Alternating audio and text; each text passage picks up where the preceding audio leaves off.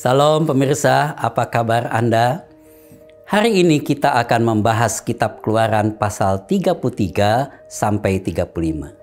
Sebelumnya di pasal 32 Musa sangat terkejut karena bukan orang lain, tapi kakaknya yang memimpin bangsa Israel untuk membuat patung berhala.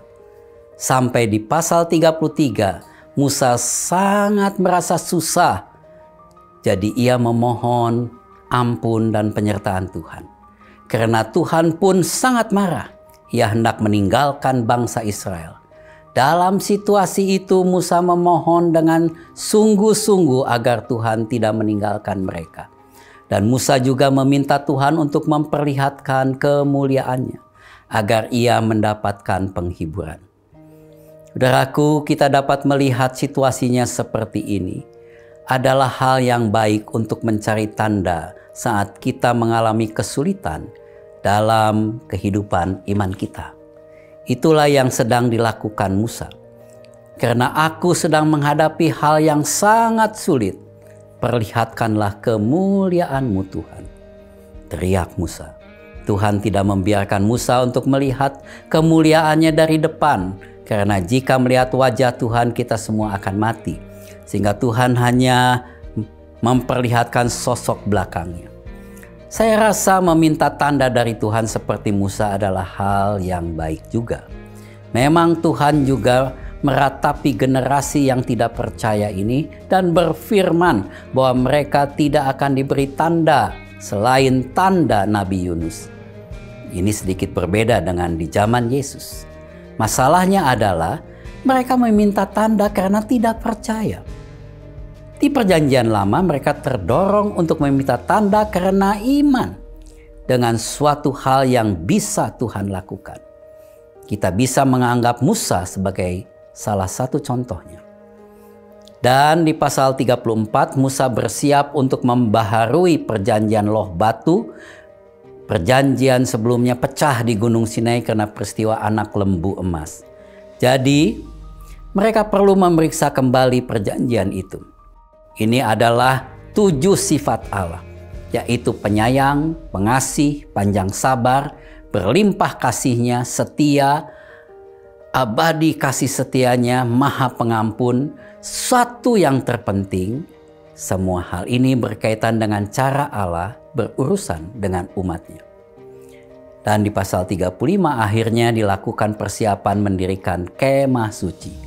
Para umat memberikan segala jenis persembahan sesuai kebutuhan. Mereka juga membuat perlengkapan kemah suci. Basaleel dan Aholiab menjadi insinyur utama kemah suci dan menjalankan semuanya itu. Pasal ini menunjukkan dengan jelas bahwa akhirnya bangsa Israel mulai mendirikan kemah suci sesuai dengan hukum tentang kemah suci. Dan segala jenis peralatannya yang telah ditulis di pasal 25-30. Kali ini bangsa Israel juga sadar dan aktif berpartisipasi dalam semuanya ini dengan sukacita. Saudara-saudara, mari kita baca bersama Keluaran pasal 33-35. Tuhan memberkati saudara semua.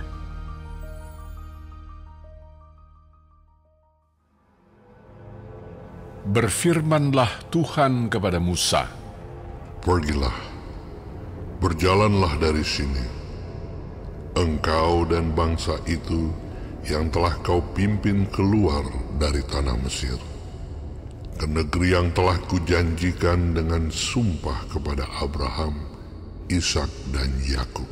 Demikian, kepada keturunanmu lah akan kuberikan negeri itu. Aku akan mengutus seorang malaikat berjalan di depanmu dan akan menghalau orang Kanaan, orang Amori, orang Het, orang Feris, orang Hewi dan orang Yebus, yakni ke suatu negeri yang berlimpah-limpah susu dan madu. Sebab aku tidak akan berjalan di tengah-tengahmu, karena engkau ini bangsa yang tegar tengkuk, supaya aku jangan membinasakan engkau di jalan." ketika bangsa itu mendengar ancaman yang mengerikan ini, Berkabunglah mereka, dan seorang pun tidak ada yang memakai perhiasannya.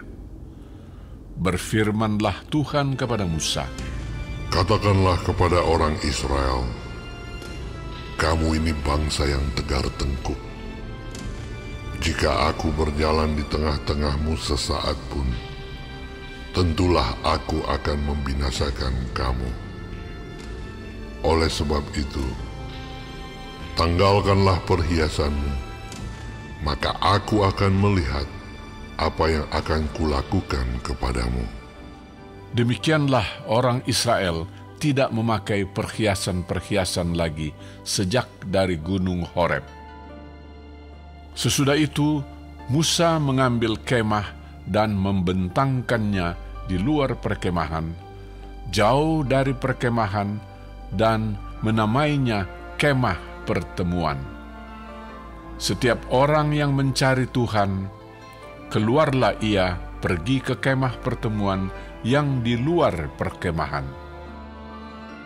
Apabila Musa keluar pergi ke kemah itu, bangunlah seluruh bangsa itu, dan berdirilah mereka masing-masing di pintu kemahnya, dan mereka mengikuti Musa dengan matanya sampai ia masuk ke dalam kemah.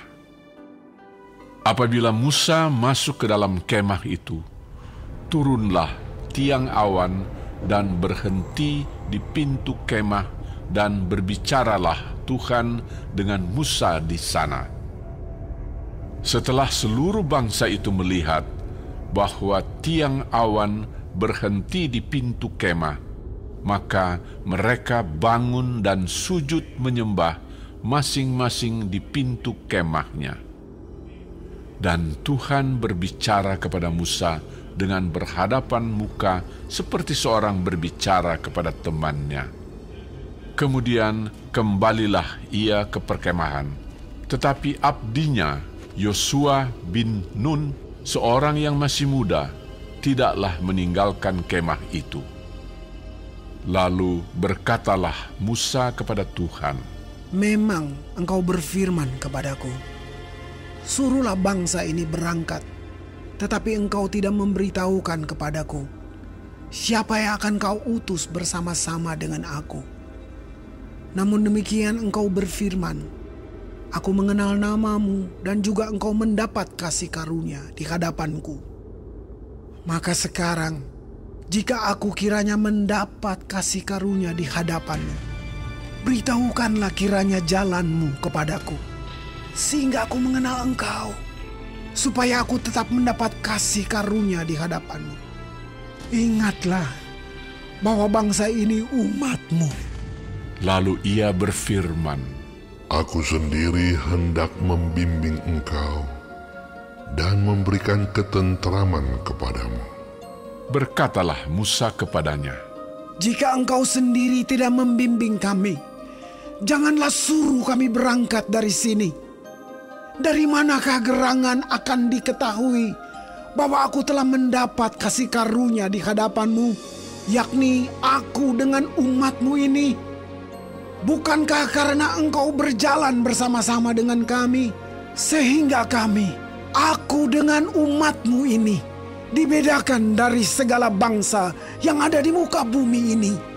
berfirmanlah Tuhan kepada Musa, Juga hal yang telah kau katakan ini akan kulakukan, karena engkau telah mendapat kasih karunia di hadapanku, dan aku mengenal engkau. tetapi jawabnya, Perlihatkanlah kiranya kemuliaanmu kepadaku. tetapi firman-Nya, Aku akan melewatkan segenap kegemilanganku dari depanmu, dan menyerukan nama Tuhan di depanmu. Aku akan memberi kasih karunia kepada siapa yang kuberi kasih karunia, dan mengasihani siapa yang kukasihani. lagi firman-Nya, Engkau tidak tahan memandang wajahku, sebab tidak ada orang yang memandang aku dapat hidup. berfirmanlah Tuhan, Ada suatu tempat dekatku, di mana engkau dapat berdiri di atas gunung batu. Apabila kemuliaanku lewat, maka aku akan menempatkan engkau dalam lekuk gunung itu, dan aku akan menudungi engkau dengan tanganku sampai aku berjalan lewat. Kemudian aku akan menarik tanganku, dan engkau akan melihat belakangku, tetapi wajahku tidak akan kelihatan.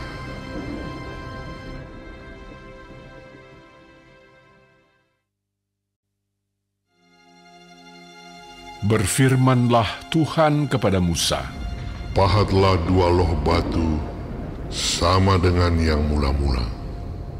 Maka aku akan menulis pada loh itu segala firman yang ada pada loh yang mula-mula yang telah kau pecahkan. Bersiaplah menjelang pagi, dan naiklah pada waktu pagi ke atas gunung Sinai. Berdirilah di sana menghadap aku di puncak gunung itu. Tetapi janganlah ada seorang pun yang naik bersama-sama dengan engkau, dan juga seorang pun tidak boleh kelihatan di seluruh gunung itu. Bahkan kambing domba dan lembu sapi pun tidak boleh makan rumput di sekitar gunung itu.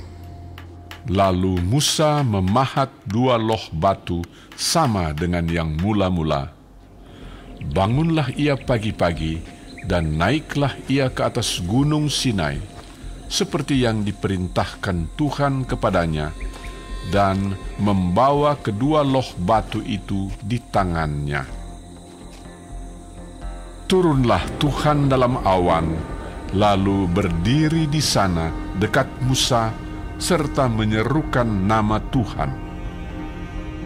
Berjalanlah Tuhan lewat dari depannya dan berseru, Tuhan, Tuhan, Allah penyayang dan pengasih, panjang sabar, berlimpah kasih-Nya dan setia-Nya, yang meneguhkan kasih setia-Nya kepada beribu-ribu orang, yang mengampuni kesalahan, pelanggaran, dan dosa, tetapi tidaklah sekali-kali membebaskan orang yang bersalah dari hukuman, yang membalaskan kesalahan bapa kepada anak-anaknya dan cucunya, kepada keturunan yang ketiga dan keempat.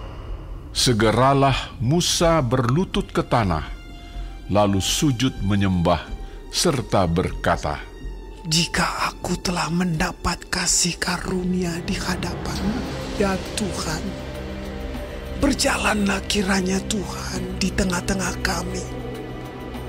Sekalipun bangsa ini suatu bangsa yang tegar tengkuk, tetapi ampunilah kesalahan dan dosa kami. Ambillah kami menjadi milik-Mu.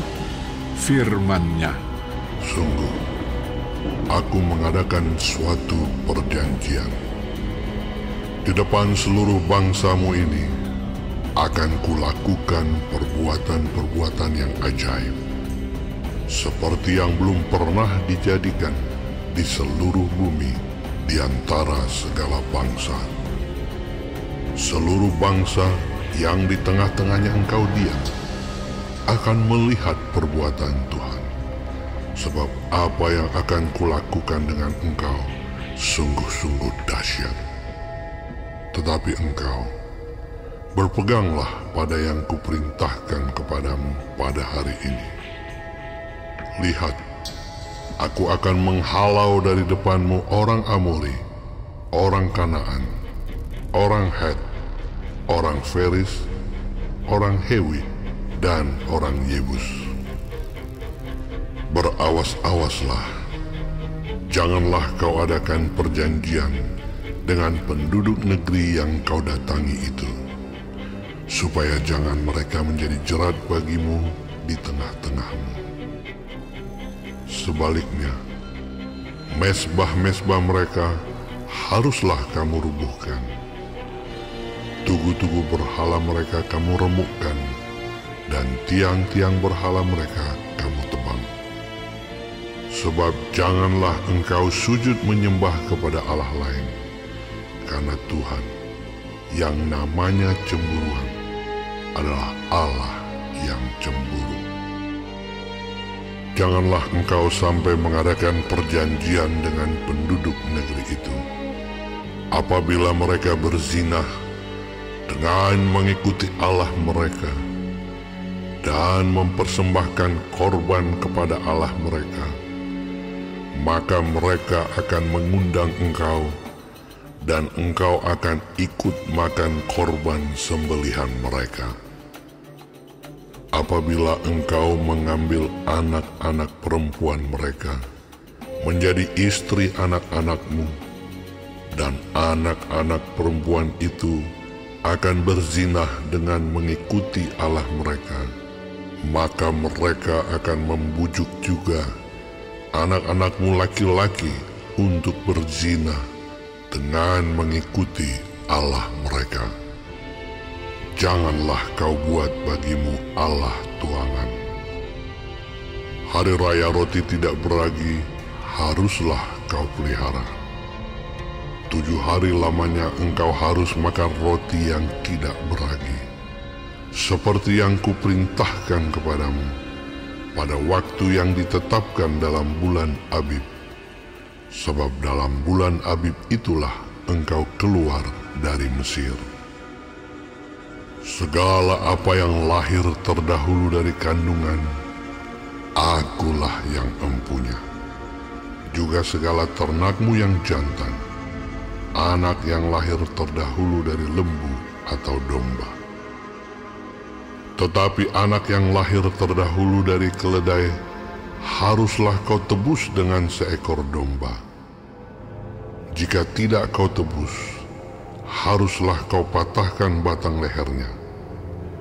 Setiap yang sulung dari antara anak-anakmu haruslah kau tebus, dan janganlah orang menghadap ke hadiratku dengan tangan hampa.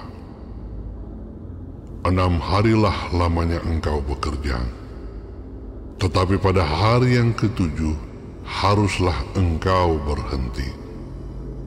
Dan dalam musim membajak dan musim menuai, haruslah engkau memelihara hari perhentian juga. Hari raya 7 minggu, yakni hari raya buah bungaran dari penuaian gandum, haruslah kau rayakan. Juga hari raya pengumpulan hasil pada pergantian tahun. 3 kali setahun segala orangmu yang laki-laki harus menghadap ke hadirat Tuhanmu Tuhan, Allah Israel. Sebab aku akan menghalau bangsa-bangsa dari depanmu dan meluaskan daerahmu. Dan tiada seorang pun yang akan mengingini negerimu apabila engkau pergi untuk menghadap ke hadirat Tuhan Allahmu 3 kali setahun. Janganlah darah korban sembelihan yang kepadaku kau persembahkan beserta sesuatu yang beragi. Dan janganlah ada dari korban sembelihan pada hari raya Paskah bermalam sampai pagi. Yang terbaik dari buah bungaran hasil tanahmu haruslah kau bawa ke dalam rumah Tuhan Allahmu. Janganlah engkau masak anak kambing dalam susu induknya.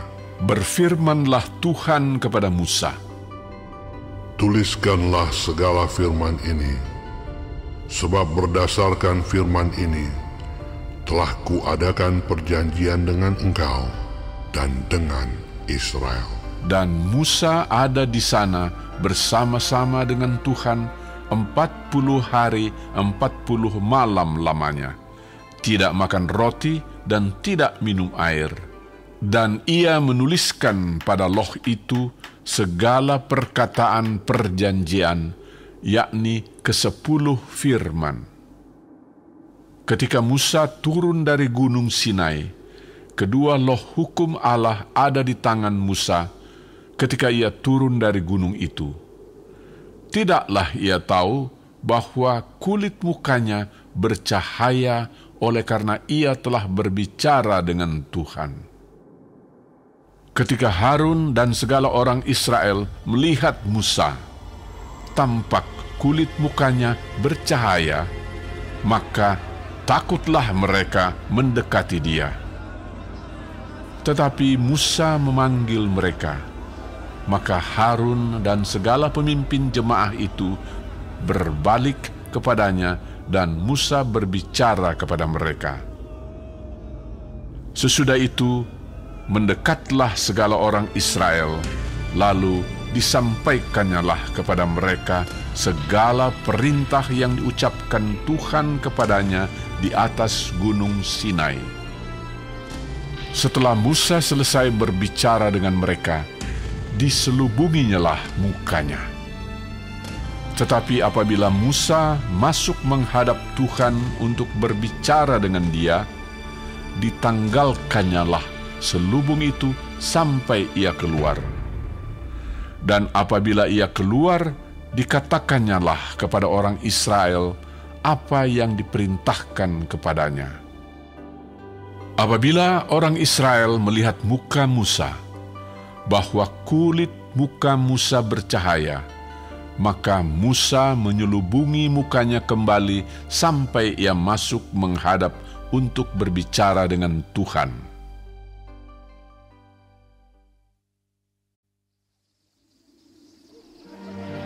Lalu Musa menyuruh berkumpul segenap jemaah Israel dan berkata kepada mereka, "Inilah firman yang diperintahkan Tuhan untuk dilakukan.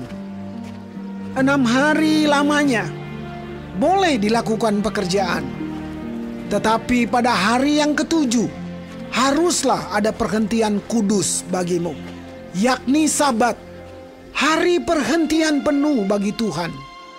Setiap orang yang melakukan pekerjaan pada hari itu haruslah dihukum mati. Janganlah kamu memasang api dimanapun dalam tempat kediamanmu pada hari Sabat." Berkatalah Musa kepada segenap jemaah Israel, "Inilah firman yang diperintahkan Tuhan, bunyinya, ambillah bagi Tuhan persembahan khusus dari barang kepunyaanmu. Setiap orang yang terdorong hatinya harus membawanya sebagai persembahan khusus kepada Tuhan.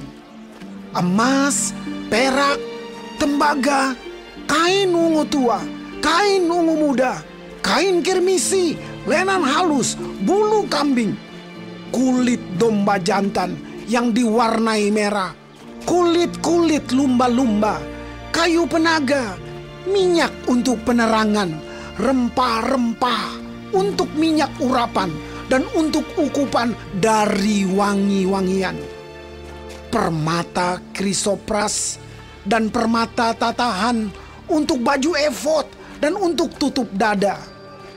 Segala orang yang ahli di antara kamu haruslah datang untuk membuat segala yang diperintahkan Tuhan, yakni kemah suci, atap kemahnya dan tudungnya, kaitannya dan papannya, kayu lintangnya, tiangnya dan alasnya, tabut dengan kayu pengusungnya, tutup pendamaian dan tabir penudung, meja dengan kayu pengusungnya, segala perkakasnya dan roti sajian, kandil untuk penerangan dengan perkakasnya, lampunya dan minyak untuk penerangan, mesbah pembakaran ukupan dengan kayu pengusungnya, minyak urapan dan ukupan dari wangi-wangian, tirai pintu untuk pintu kemah suci, mesbah korban bakaran dengan kisi-kisi tembaganya, kayu pengusungnya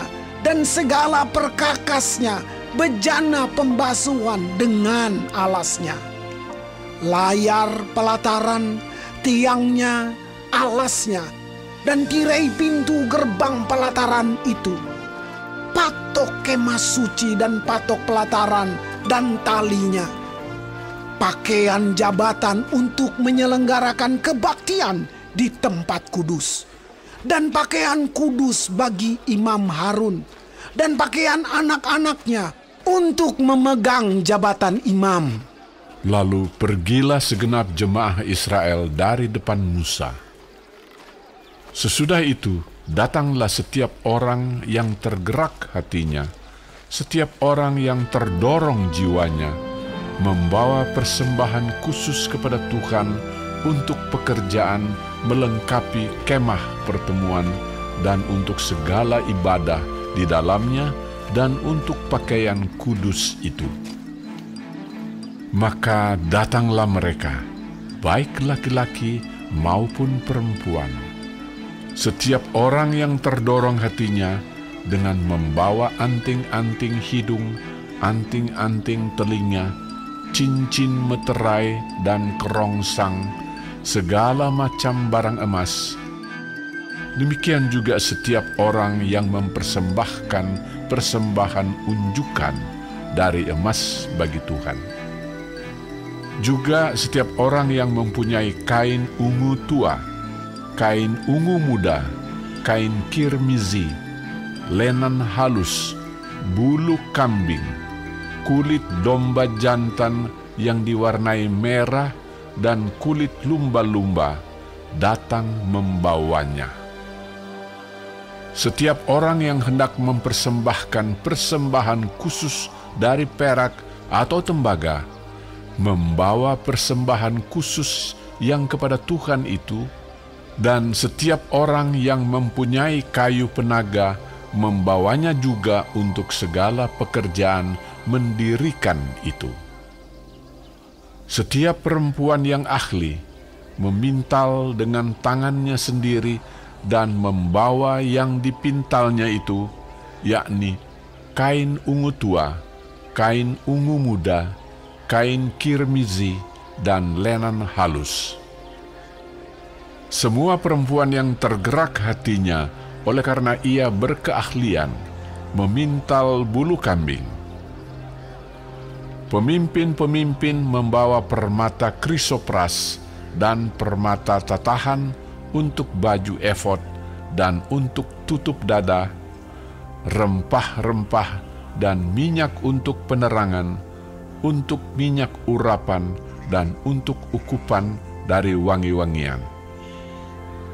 Semua laki-laki dan perempuan yang terdorong hatinya akan membawa sesuatu untuk segala pekerjaan yang diperintahkan Tuhan dengan perantaraan Musa untuk dilakukan.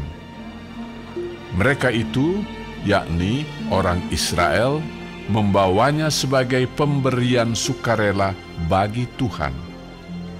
Berkatalah Musa kepada orang Israel, "Lihatlah, Tuhan telah menunjuk Besalel bin Uri bin Hur dari suku Yehuda dan telah memenuhinya dengan roh Allah, dengan keahlian, pengertian, dan pengetahuan dalam segala macam pekerjaan, yakni untuk membuat berbagai rancangan supaya dikerjakan dari emas, perak, dan tembaga, untuk mengasah batu permata supaya ditata, untuk mengukir kayu, dan untuk bekerja dalam segala macam pekerjaan yang dirancang itu. Dan Tuhan menanam dalam hatinya dan dalam hati Aholiab bin Ahisamah dari suku Dan kepandaian untuk mengajar. Ia telah memenuhi mereka dengan keahlian untuk membuat segala macam pekerjaan seorang tukang, pekerjaan seorang ahli, pekerjaan seorang yang membuat tenunan yang berwarna-warna dari kain ungu tua, kain ungu muda, kain kirmisi, dan lenan halus, dan pekerjaan seorang tukang tenun, yakni sebagai pelaksana segala macam pekerjaan dan perancang segala sesuatu.